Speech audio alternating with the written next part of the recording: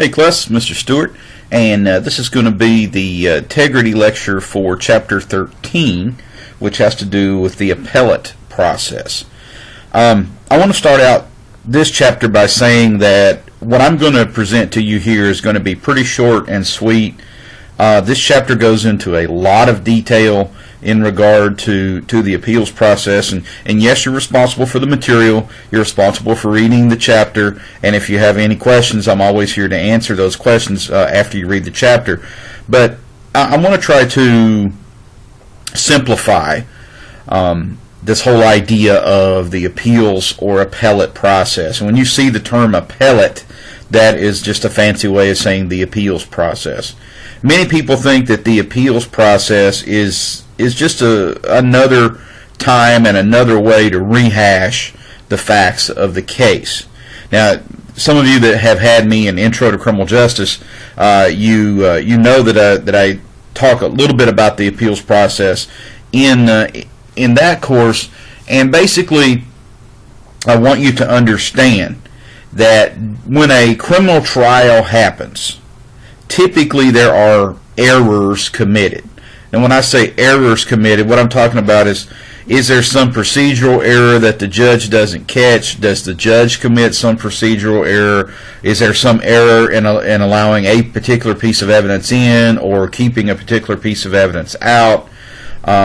Was something allowed to happen or go on at the trial that was incorrect? It did not follow proper criminal procedure. Now, what we typically do is, let's just say that during that criminal trial, the defendant is convicted, and at some point later, in a separate process, is sentenced, and let's say they go to prison. Well, most defendants, being as they have plenty of time in prison, they will start trying almost immediately upon entrance into a correctional facility, researching their case and trying to find some cause or reason for an appeal. Now, most people, again, are under the mistaken impression that the appeals process is, we're going to go back and we're going to try to prove innocence here. That is not what the appeals or appellate process is about. The appellate process is about correcting any errors that happen during the trial or righting any wrongs that happen during the process of the trial. Now, almost every criminal trial that happens, there's going to be errors committed. That doesn't mean that every single defendant has grounds for an appeal. What we're typically looking for is something that we call fatal errors. And what a fatal error is are those errors committed at trial that if they had not happened, the jury would have likely reached a different verdict. So let's say there was a crucial piece of evidence that was not allowed to be admitted, or there was some testimony that was given that was especially damning to the defendant that should not have been allowed, or something like that. So the actual grounds for an appeal is based on those errors committed at trial, and it has to be a fatal error because, you know, we're humans. We make mistakes. We make a lot of mistakes fairly regularly. And because of that, almost every trial has some error. It just, I guess, what's important to understand is, was that error so egregious? Was it so important to the case that if it had not happened, would the jury likely have reached a different verdict, or even would the judge likely have reached a different verdict if it happened to be a bench trial, which most criminal cases are not, unless it's a very minor offense. So, with that being said, that is the whole basis for the appeals or the appellate system, is the fact that, can we right some wrong, and when we right that wrong, should we allow that person to go free? Should we send it back to a lower court for a retrial so that the errors that were committed could not be committed again, etc.? The reason that we don't use the facts of the case, so to speak, and rehash those or try to prove innocence in appeals process is because double jeopardy is applied. You know, you have been tried for something, and you have the jury has reached a verdict. So we're not really concerned with the facts of the case or even the verdict at the beginning of an appeal. We're more concerned with, were you wronged during the trial? Did you not receive a fair trial? Did you not receive adequate legal advice or legal representation? In fact, that's one of the more common grounds for appeal is ineffective counsel. My lawyer fouled me up. My lawyer didn't do what he was supposed to do. And so therefore, you should go back and look at my case again, and I should get a better lawyer. Well, you know, and that's a typical grounds or basis for an appeal. Now, just because a defendant files an appeal does not mean that that appeal will be heard or that appeal even has merit. It's just like a lawsuit. Anybody can file a lawsuit against anybody else at any given time for anything. Every single convicted defendant can file an appeal, and they can make any particular claim of errors committed during their trial that they wish, whether they have a basis in fact or not. So then it becomes up to the judge, once that appeal is filed with the court, it's up to a judge, or in some states a panel of judges, to look at that appeal and determine if there's something here or not. If they determine that there's no grounds, there's no basis for this appeal, so we'll dismiss it. And they'll reject that appeal, and then, of course, the defendant goes back to the drawing board, and they usually try to find something else to file an appeal on. Pardon me. So let's just say the judge or panel of judges says, there might be something here. So we need to investigate this. And what they will do then, typically, especially if it is a capital case, one in which the death penalty has been given to a defendant, they will appoint an attorney for the defendant if they do not already have one, and then they may even appoint a private investigator to work for that defendant in order to investigate the grounds and basis for that appeal. And so then what will happen is they will set a time for a hearing on that appeal. And the hearing on an appeal is basically like another miniature trial, except we're not going over the facts of the case. We're going over the trial, the previous trial. Was it fair? Were these errors committed? If so, were they fatal errors? And so each side gets a chance to present their case, and then the panel of judges will make a determination as to whether or not the appeal should be granted or denied. If the appeal is granted, then judges have a couple different options. They can set aside the conviction, remand the case back to a lower court, and have the defendant retry it. They'd say, okay, yes, errors were committed, they were fatal errors, so we're going to basically do away with this conviction. It's going to be like you were never convicted. We're going to send this back to the trial court again, and they're going to have to go through the process of picking a jury and retrying you for this offense, if they wish. That does not preclude the prosecutor from saying, we're done. We're not going to retry this case. You know, it's just not worth it. Most of the time they probably will, though. That's kind of the outside chance that they would say, we're not gonna go through this again. So, you know, then the process starts all over, back to the beginning, if you will, almost. If the case is retried, then they have to go back through. Motions are filed to allow evidence in or keep evidence out. Then you have to go through the picking the veneer, using the voir dire process to pick a jury. Then you have to go back through a completely new trial. Once again, it has a different jury than you had the first time. You may even have a different prosecutor. More than likely not, but you probably will have a different defense attorney, because maybe one of the grounds for your defense or for your appeal was the fact that your defense attorney didn't do his job. So it goes back through the complete trial process again. If you are subsequently convicted again, hey, you go back to prison, whatever the new sentence is, and then if you want to file an appeal again, you go back through the process. If you are acquitted at that second trial, that is the end of the case, period. End of story, no discussion.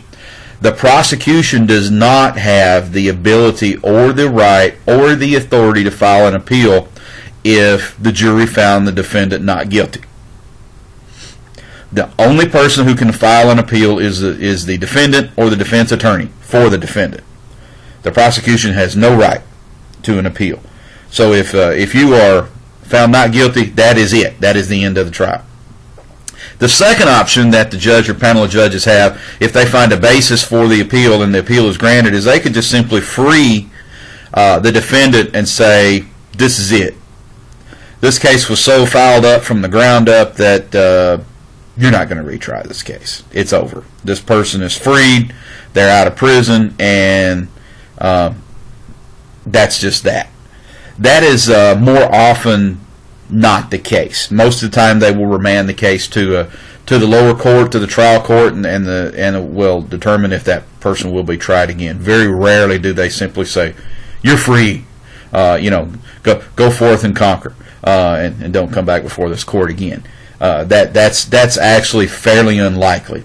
And also understand that the greatest majority of appeals are also denied, simply because when defendants file appeals, they will file a separate appeal on every single Mickey Mouse issue that they can find that happened during their trial, and they may even be incorrect, thinking that it was an error, and so that has to work its way through the court systems. That's why you see many of these death row inmates spend a huge amount of time on death row, because they're in the appeals process. They'll pick one particular error, they'll file an appeal. That appeal may take 1 to 3 years or even longer to go through the process, because you have to file it, judges have to look at it, they will review the transcript of the case to make sure that what the person's saying was true or not true, and then if they grant the appeal, then they have to go through the process of scheduling a hearing, and all that. All of this takes lots and lots of time. And so let's just say that one's denied. After the hearing, or even prior to the hearing, then the defendant files another appeal. There is a kind of a movement in the country to limit the amount of appeals that death row inmates can file. They're automatically given one appeal, and then if certain conditions are met after that one appeal, then they can continue to be filing appeals from now on until the time they're executed. There is a movement now to try to get them to file every single ground or basis for their appeal at once. And you would think they would do that anyway, because it would make their case so much stronger. It would bolster their case quite a bit. And so when that appeal is exhausted and it's been denied, then bam, we can set an execution date, and we can get that defendant executed and move on to the next one. Right now it's taken anywhere between 10 and 35 or 40 years to get a single inmate executed who has received the death penalty, and it's all because of that appeals process. So please read this chapter. It goes into a lot of detail on the process of the appeals. If you look on page 387, it goes through the steps of criminal procedure, how we go about filing an appeal, the steps of the appeal, and what's called the post-conviction remedies, which are basically the remedies to the errors that have occurred during the trial. So make sure you read over that table and read the whole chapter. I mean, you may even need to read the whole chapter a couple times. It also talks about appellate jurisdiction. That's important to see which appeals court has jurisdiction over a particular case. It even goes into talking about the difference between civil and criminal appeals. And then starting on page 393, it talks about some post-conviction remedies. And a lot of these they kind of follow a lot of the same process as an appeal, but basically if a judge finds that one of these major issues has happened to the defendant, they can go ahead and free or release the defendant from prison such as habeas corpus. And what habeas corpus relief is that they're saying that there's some reason that you're holding me unlawfully. Maybe I was unlawfully convicted. Maybe I should never have been convicted based upon the evidence that was presented at trial. So therefore, you're holding me unlawfully, and I am asking the court to immediately release me from prison, pending looking at my claims. So make sure you read over that section, both on state and federal habeas corpus issues. And then also reading the last part of that section on some of the factors that determine whether appeals are granted or denied. And that's really all I wanted to talk about. I mean, that should clear up some of the mud and confusion in regard to the appeals process. It's really basically very simple. It's all based on errors or problems in procedure during the trial, and were those errors or problems in procedure large enough that if they had not happened, would they have likely caused the jury to make a different decision, to reach a different verdict? If they were, appeal. And appeal is granted. In many cases, you get to retry the defendant and hopefully not make the same error again. If the errors were not large enough, you stay convicted. You stay in prison. And that's pretty much the way that works. I can tell you that if you get convicted in state court, typically every state court either has one or more levels of appellate courts. Some states do not have what we call an intermediate level. Tennessee, the state I was a police officer in, we did. So let's say you got convicted, in state court for let's say felony murder, and you file an appeal that goes through the state court of criminal appeals. Let's say that they deny your appeal. You have the option then of filing that appeal with the state Supreme Court, and the state Supreme Court is the highest court in the state, and they are a court of appellate review. They can look at the issues that you present, and let's say they can grant the appeal, in which case they can again send it back to lower court, or they can simply free you, or they can deny the appeal. If they do that, you only have one possibility left, and that is the Supreme Court of the United States. You can appeal a state court decision to the U.S. Supreme Court after it has been denied by all the other lower levels of appeals. So you can do that. If anybody has any questions, make sure you reach out, and I'll talk to you soon. Bye-bye.